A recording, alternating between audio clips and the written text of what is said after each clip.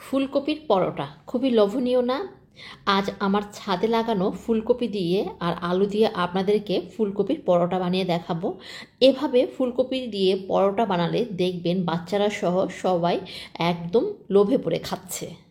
তাহলে চলুন এই মজার রেসিপিটি আমরা দেখে নিই।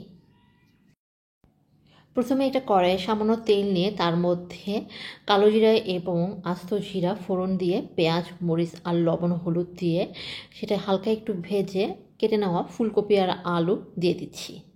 ফুলকপি আর আলু এক কথায় ভাজির মতো করে ভালো মতো সেদ্ধ করে ভেজে নেব। যখন এরকম ভাজা হবে তখন চুলা থেকে নামিয়ে নিচ্ছি।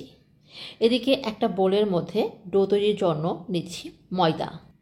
1 কাপ ময়দার মধ্যে স্বাদ অনুযায়ী লবণ আর রুম টেম্পারেচারে থাকা পানি অর্থাৎ নর্মাল পানি দিচ্ছি। হাফ কাপ থেকে কম লাগতে পারে। পানির মধ্যে হাফ টেবিল চামচ পরিমাণ রেগুলার কুকিং অয়েল দিচ্ছি। পানির সাথে তেল, লবণ সব কিছু মিশিয়ে মিডিয়াম সফট একটা ডো রেডি করে নিচ্ছি।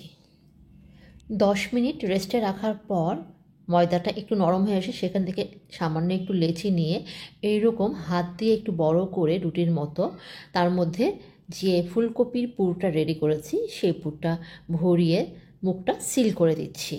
মুখটা ভালো মতো সিল করে কেউ চাইলে কিন্তু 5-10 মিনিট রেস্টে রাখতে পারেন, এতে করে বেলার সময় সুবিধা হয়। আমি একটা লেচি পরোটা বেলে দেখাচ্ছি। কিছু শুকনো ময়দার সাথে গড়িয়ে তারপর হাত দিয়ে চেপে চেপে চারিপাশে ভেতরের পুরটা ছড়িয়ে নিয়ে রুটি যেভাবে আমরা বেলে নিই ঠিক সেভাবে বেলে ফেলছি। এবার আপনাদেরকে ভাজার একটা টেকনিক দেখাচ্ছি। এই পরোটাগুলো একদম সুন্দরভাবে চারিপাশে ফুলবে যদি আপনি ভেতরের পুরটা এভাবে চারিপাশে ছড়িয়ে বেলতে পারেন। একই সাথে ভাজার সময় যদি সামান্য পরিমাণ ঘি অ্যাড করেন তাহলে দেখবেন যে পরোটাগুলো একদম টসটসে হয়ে ফুলছে। এই ঘিয়ের কারণে তাপমাত্রাটা খুব ভালো মতো কনজিউম করে পরোটাগুলো, যার জন্য খুব সুন্দরভাবে ফুলকো হয়। যাদের পরোটা সহজে ফোলে না তারা কিন্তু এই গোপন টিপটা ফলো করতে পারেন। পরোটা ভাজার সময় একটু ঘি ব্যবহার করবেন, দেখবেন পরোটাগুলো দারুণ ফুলছে।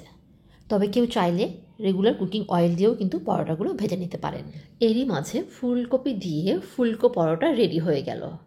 আজকের রেসিপির আইডিয়াটা ভালো লাগলে প্লিজ লাইক, কমেন্ট এবং শেয়ার করবেন যেন বাকিরাও দেখে উপভোগ করতে পারে।